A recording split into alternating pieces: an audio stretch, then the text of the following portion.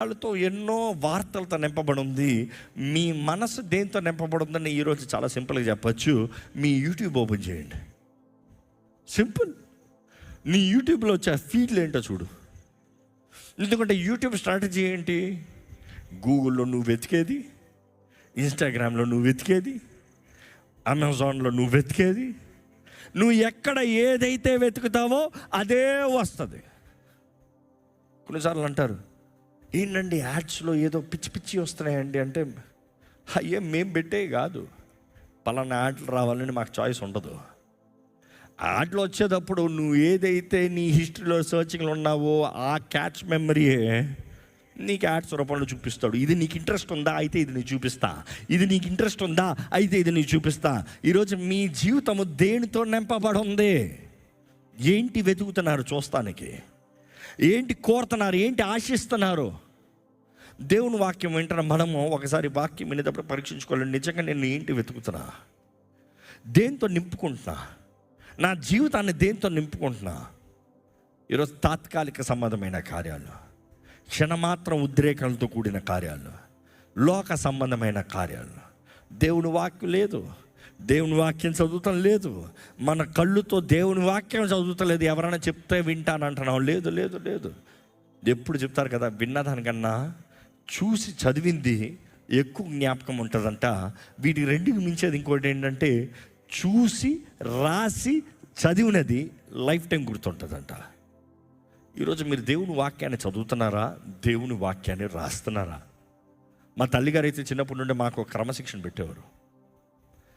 నా 13 ఏళ్ళు వచ్చేటప్పటికి 14 సార్లు 16 సార్లు వాక్యం ముగించాను బైబిల్ మొత్తం.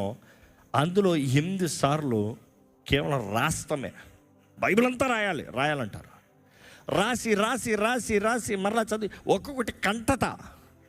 అందుకని ఇప్పుడు దేవుని కృపను బట్టి ఆ వాక్యం లిటరల్గా ఫ్లాష్ అవుతూ ఉంటుంది. దేవుని ఆత్మ ప్రేరేపించినప్పుడు ఆ రేమ కనబడుతుంది, ఆ వాకు కనబడుతుంది, నేను రాసిన ఆ రైటింగే కనబడుతుంది.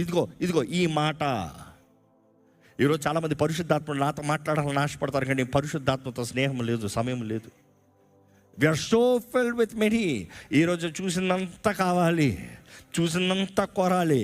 Exposure is very dangerous. Exposure is very dangerous. ఈ పరిసర ప్రాంతంలో కొంతమంది ఊర్లో ఉన్న వాళ్ళు వచ్చి హైదరాబాద్ పట్టణంలో కూర్చుంటారు. ఏమవుతుందో చూడండి, నెక్స్ట్ స్టైల్ మారిపోతుంది, ట్రెండ్ మారిపోతుంది, మాట్లాడే తీరు కూడా మారిపోతారంట కొంతమందికి. కానీ ఈరోజు మిమ్మల్ని అడుగుతున్నానండి, దేవునికి అసహ్యమైనది, ఎందుకంటే ఈ 6 ఏమని చెప్పానో అసహ్యమైనది వాక్యం చెప్తుంది, నేను చెప్తాం కాదు. దేవుని దృష్టి మన పైన ఎల్లప్పుడూ ఉంది. మీరు ఫోన్ పెట్టి చూసేటప్పుడు దేవుడు కూడా మీ పక్కన నుండి చూస్తున్నాడు. నమ్ముతారా? అడుగు చూడండి. భార్య కానీ భర్త కానీ ఒకరు ఫోన్ పెట్టి చూసేటప్పుడు పక్కనే మొగుడు చూస్తూ ఉన్నాడు, లేకపోతే భార్య చూస్తూ ఉంది. ఏం చూస్తారు? కొంతమంది స్త్రీలు అయితే ఏం చేస్తారు, ముందే చెప్తా, ఫోన్ ఆఫ్ చేసి పక్కన పెట్టేస్తారు. ఎందుకు వచ్చిన గోల, ఇది ఎందుకు అని అడుగుతాడు, అదేంటి అని అడుగుతాడు. ఒక మనిషి చూస్తున్నాడంటేనే నువ్వు ఎందుకు వచ్చిందనేది ఆపి పక్కన పెడుతున్నావే. దేవుడు చూస్తున్నాడు అన్నదప్పుడు, దేవుని చూపు దృష్టి నీ పైన ఉందన్నదప్పుడు జాగ్రత్త. మన క్రియలు రాయబడుతున్నాయి.